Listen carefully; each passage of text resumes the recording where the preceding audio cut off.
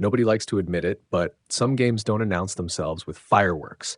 They quietly rearrange the playoff map while everyone's still sipping their coffee. What happened in Inglewood on Saturday was one of those stealth earthquakes.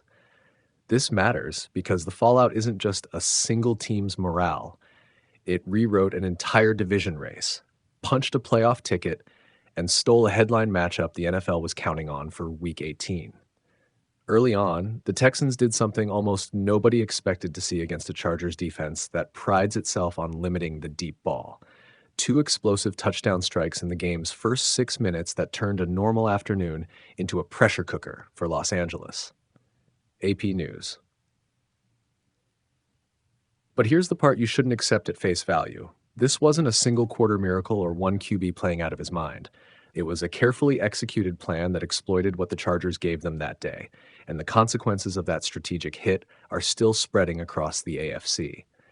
I'll get to the bluntest consequence in a bit, but first, let me pull you into how the game actually unfolded and why those opening plays mattered more than you might think. Houston struck fast.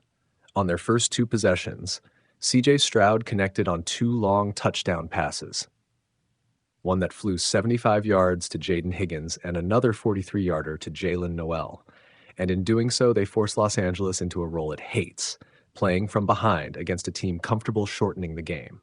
Those plays did more than put points on the board. They changed the game script. AP News: the Chargers didn't fold.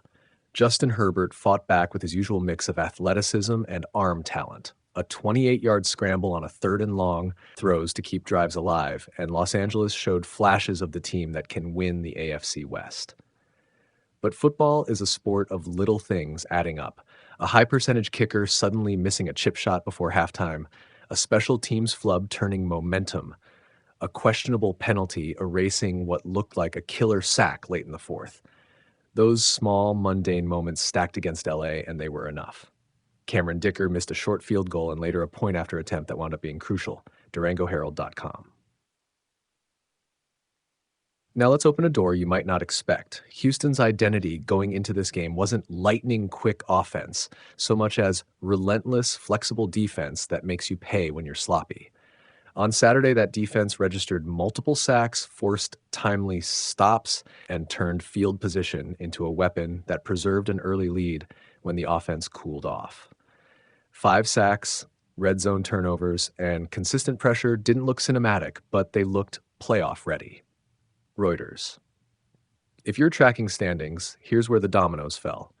Houston's win not only punched their ticket to the postseason, it also eliminated the Colts from contention and handed the AFC West crown to Denver, because the Chargers' loss made Denver mathematically untouchable. That's the blunt reality. One afternoon in Inglewood reshaped multiple teams' fortunes. AP News. So why is this more than a recap? Because the game exposed two uncomfortable truths about the Chargers and highlighted a dangerous strength in these Texans. First, the Chargers. They remain a team with top-end talent, but they have an old Achilles heel: detail execution under pressure. Protection breakdowns, special teams miscues, and penalties at critical moments have been a recurring theme. When you give a well-drilled defense 2 early explosive plays to ride, the margin for those tiny mistakes evaporates. Justin Herbert made plays, sure, but the offense was left scrambling when opportunities mattered most. That leaves questions about whether Los Angeles is constructed to survive a playoff grind where mistakes are punished without mercy. Los Angeles Chargers second. The Texans. They aren't a team that will necessarily light up a box score every week, but they've built something sturdier: schematic discipline, rookie playmakers making sudden impact moments, and a defense that can turn a tight game into a manageable one.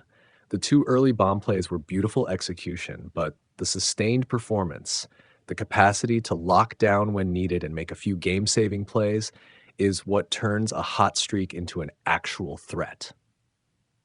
Houston now enters the postseason not as a fluke, but as a team with posture. Houston Chronicle. Let's zoom into a few decisive moments that barely show up in a highlight reel, but decided this game. The Chargers missed a 32-yard field goal just before halftime, a chip that would have changed endgame math and possibly the play calls for both teams. Later, when Los Angeles finally drove for a touchdown, the extra point was missed. keeping them trailing by 4 instead of 3. Then, when a final sequence looked like it might flip the script, a third down sack cleaned up by the defense, an illegal contact penalty wiped it away and extended Houston's drive. Those little things added up to a reality where the Chargers could not reclaim the rhythm they needed. DurangoHerald.com. I want to stress something that works as the central insight here. Good teams survive ugly games, especially in January. The Texans didn't need to look pretty.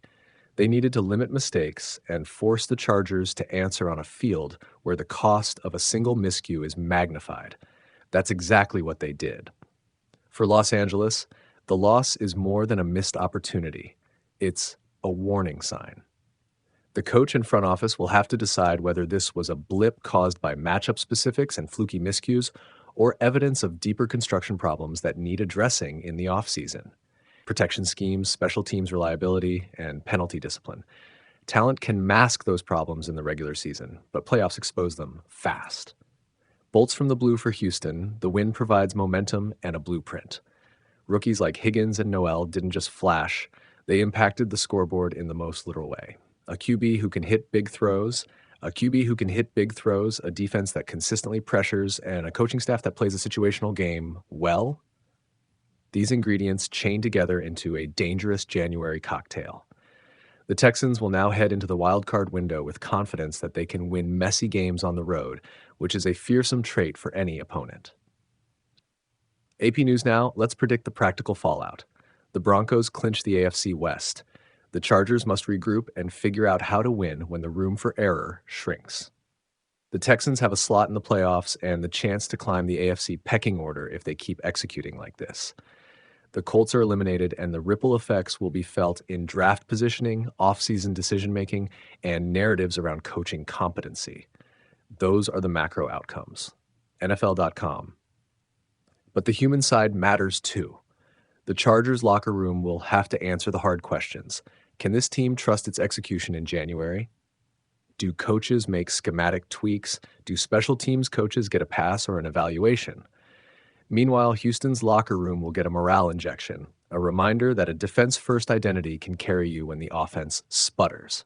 Confidence breeds belief, and belief changes how teams play in neutral site January games. Houston Chronicle. So what should we watch next week? Watch the Chargers practice reports more closely than usual. Look for changes in protection calls for Brandon Staley or the coaching staff to simplify some concepts, and for the special teams coordinator to be under the microscope. For Houston, keep an eye on how their defense performs against a real playoff-style opponent. Those January matchups are where schemes get tested and rookie playmakers either rise or reveal weaknesses. Los Angeles Chargers. To close, this wasn't the kind of wild historic finish that theaters write ads about. It was a grind. It was chess disguised as football, and it sent a clear message. Sometimes the scariest teams are not the ones that flash the brightest on highlights, but the ones that make your mistakes matter the most. So here's the question to carry into the postseason. Would you rather face a team that can put up 40 in an instant, or a team that makes you feel like you need a flawless game just to keep up? The Texans just gave you an answer. Which side will you bet on?